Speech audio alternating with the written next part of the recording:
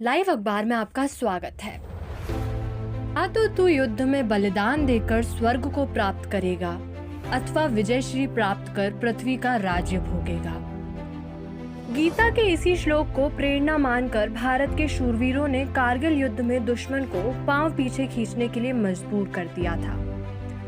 26 जुलाई 1999 के दिन भारतीय सेना ने कारगिल युद्ध के दौरान चलाए गए ऑपरेशन विजय को सफलतापूर्वक अंजाम देकर भारत भूमि को घुसपैठियों के चंगुल से मुक्त कराया था। इसी की याद में 26 जुलाई अब हर वर्ष कारगिल दिवस के रूप में मनाया जाता है। यह दिन है उन शहीदों को याद कर अपने श्रद्धा सुमन अर्पण करने का, जो हंसते हंसते मातृभूमि की रक्षा करते हुए वीर गति को प्राप्त हुए। यह दिन समर्पित है उन्हें जिन्होंने अपना आज हमारे कल के लिए बलिदान कर दिया।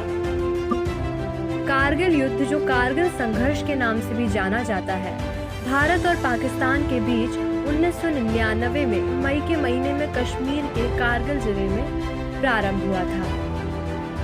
इस युद्ध का कारण था बड़ी संख्या में पाकिस्तानी सैनिकों व पाक समर्थित आतंकवादियों का लाइन ऑफ कंट्रोल यानी भारत पाकिस्तान की वास्तविक नियंत्रण रेखा के भीतर प्रवेश कर कई महत्वपूर्ण पहाड़ी चोटियों पर कब्जा कर लेह लद्दाख को भारत से जोड़ने वाली सड़क का नियंत्रण हासिल कर सियाचिन ग्लेशियर पर भारत की स्थिति को कमजोर कर हमारी राष्ट्रीय अस्मिता के लिए खतरा पैदा करना।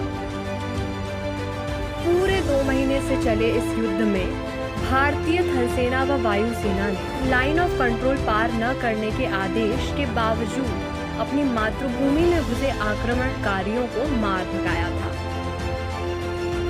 स्वतंत्रता का अपना ही मूल्य होता है जो वीरों के रक्त से चुकाया जाता है। इस युद्ध में हमारे लगभग 527 से अधिक वीर योद्धा शहीद व 1300 से अधिक घायल हुए थे, जिनमें से अधिकांश अपने जीवन के 30 वसंत भी नहीं देख पाए थे।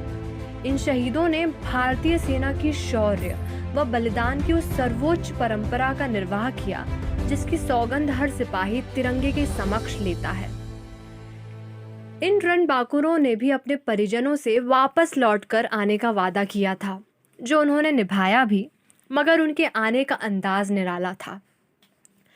वे लौटे, मगर लकड़ी के ताबूत में, उसी तिरंगे में लिपटे हुए जिसकी रक्षा की सौगंध उन्होंने उठाई थी।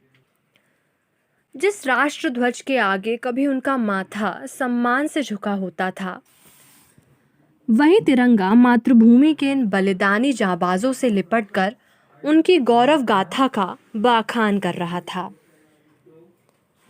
ऐसे ही न्यूज़ अपडेट्स के लिए बने रहें हमारे चैनल से। सब्सक्राइब करना ना भूलें और बेल आइकन पर जरूर प्रेस करें। धन्यवाद।